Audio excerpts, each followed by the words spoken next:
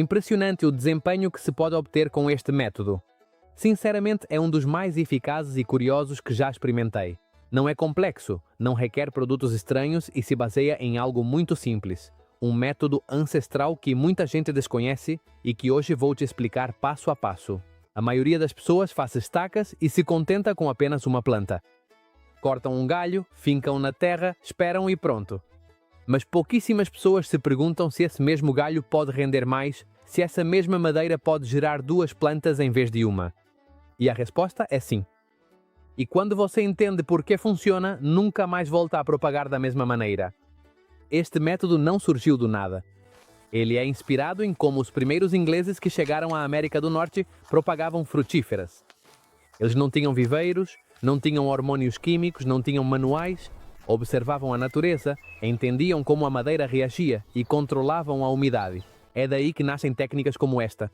E agora sim, vamos ao processo, porque aqui está a diferença entre fazer direito ou perder a estaca, e ninguém quer perder uma estaca. A primeira coisa que fazemos é cortar um galho. E isso é importante deixar claro desde o início. Não estamos fazendo uma alporquia. O galho está completamente cortado, está fora da planta-mãe. Isto é uma estaca desde o primeiro minuto. Precisamos de uma estaca longa de aproximadamente 55 centímetros. Neste caso, vou fazer com figueira porque ela é muito generosa, mas esse método funciona perfeitamente em cítricos, romanceira, oliveira e na maioria das frutíferas lenhosas. Agora pegamos uma ferradura de ferro das tradicionais e isso tem uma função muito clara. Esta parte é importante. Colocamos a estaca sobre a ferradura e vamos guiando aos poucos, curvando-a com arame ou com abraçadeiras até que adote exatamente essa forma. Deixamos sobressair por cima cerca de 7, 8, 9 ou até 10 centímetros de cada lado. Essa será a parte aérea. Uma vez que a estaca já está encapada, presa e fixada à ferradura, agora vem um dos pontos mais importantes do método. Agora, na parte inferior da estaca, bem na área que ficará enterrada junto à ferradura, vamos fazer duas janelas, 2 cortes limpos.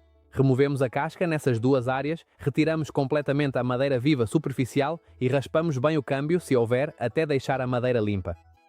E por que fazemos isso? Para obrigar a planta a reagir exatamente ali, para que as raízes brotem exatamente dessas janelas. Depois de fazer as janelas, aplicamos babosa diretamente sobre as feridas. A babosa estimula o enraizamento e ajuda a madeira a cicatrizar corretamente. Depois, polvilhamos canela em pó, que atuará como fungicida natural. Agora procuramos um vaso amplo onde a ferradura caiba folgadamente. Colocamos todo o conjunto e enterramos completamente a ferradura junto com a estaca. Deixamos de fora apenas a parte aérea, aqueles centímetros superiores que deixamos antes. O substrato também deve ser uma terra boa, solta, arejada, uma terra que drene bem e que não se compacte com a rega. Não buscamos uma terra rica em adubo forte. Buscamos uma terra que mantenha a umidade ideal e permita que a raiz respire. Aqui muita gente erra sem perceber. Usam uma terra pesada demais ou regam em excesso achando que assim ajudam, e o único resultado é apodrecer a estaca. E isso é importante entender bem. Uma estaca não morre por falta de água, morre por excesso. Uma vez plantada, a rega deve ser mínima. A terra deve estar levemente úmida, não molhada, não encharcada. Se você colocar o dedo e sentir frescor, já é suficiente. Não é preciso fazer mais nada. Agora vem uma parte fundamental que muita gente pula e depois não entende porque aparecem fungos. Antes de fechar com o saco e criar o efeito estufa, precisamos aplicar um fungicida natural. Nada químico, nada estranho. É muito fácil de fazer. 1 litro de água, uma pitada de canela, mistura-se bem e filtra-se com um filtro de café ou um pano fino.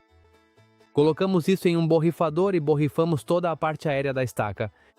Isso é fundamental porque dentro da mini estufa a umidade se mantém muito alta e a umidade sem prevenção é o caldo de cultivo perfeito para fungos. A cada 2 ou 3 dias, abrimos por um momento, borrifamos novamente e fechamos de novo. Não custa nada e evita 90% dos problemas. Depois de borrifar tudo com o fungicida natural, cobrimos completamente o conjunto com um saco plástico, que pode ser transparente ou branco. O importante é que permita a passagem da luz. O saco deve cobrir todo o esqueje, incluindo a parte aérea, e fechamos bem para criar um efeito estufa. Esse passo é fundamental. Por que fazemos isso? Porque o esqueje precisa de uma umidade relativa muito alta para não desidratar enquanto forma raízes. Esse é um dos principais motivos pelos quais muitos esquejes não dão certo. Muita gente não aplica o preventivo fúngico e também não mantém a umidade adequada. E sem essa umidade constante, o esqueje não tem o necessário para enraizar. Depois de fechar o saco, colocamos o vaso em uma área de luz indireta, nunca sob sol direto. O sol direto desidrata o esqueje e estraga todo o trabalho anterior. Procuramos um lugar tranquilo onde o vento não bata de forma contínua. E isso é importante porque, se o saco se mover constantemente, pode esfregar nas gemas, mover o esqueje ou afrouxar as fixações. A intenção é muito clara, que o esqueje fique o mais imóvel possível, com uma luz suave e constante, sem mudanças bruscas. Dessa forma, a planta não gasta energia se defendendo e pode se concentrar no que é necessário agora, formar raízes. Se passarem semanas e você não vir brotos na parte de cima, não se preocupe. Muitas vezes, a planta trabalha primeiro embaixo, primeiro garante a sobrevivência e depois brota. Esse tipo de propagação, tradicionalmente, sempre foi feito na lua minguante. Não é superstição, é observação. Na lua minguante, a seiva tende a descer e a planta responde melhor nas raízes. Por isso, os antigos e também os ingleses que usavam essas técnicas respeitavam esse momento. Com o passar das semanas, começaremos a notar que a estaca está mais firme, mais resistente. Isso já é um sinal claro de que algo está acontecendo embaixo, na terra, e em muitos casos até começarão a aparecer pequenos brotos.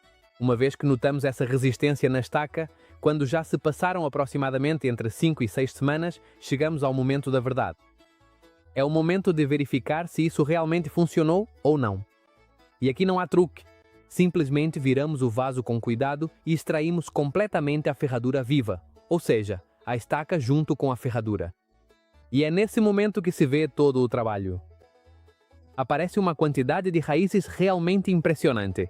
Raízes saudáveis, brancas, fortes. Impressionante, sem dúvida alguma. Mas isso não termina aqui, porque esse método, como vínhamos dizendo desde o início, não serve apenas para enraizar, serve para duplicar. Graças às duas janelas que fizemos no começo, agora podemos nos dar ao luxo de cortar exatamente no meio e obter, em vez de uma, duas plantas independentes no mesmo tempo. De um único ramo, 2 frutíferos. Não é realmente uma maravilha esse método tradicional? Simples, natural e tremendamente eficaz. E agora me diga, você já conhecia esse método ou é a primeira vez que vê? Se foi útil para você, deixe nos comentários e compartilhe com alguém que tenha frutíferas, assim esse conhecimento não se perde. Um grande abraço e até o próximo vídeo.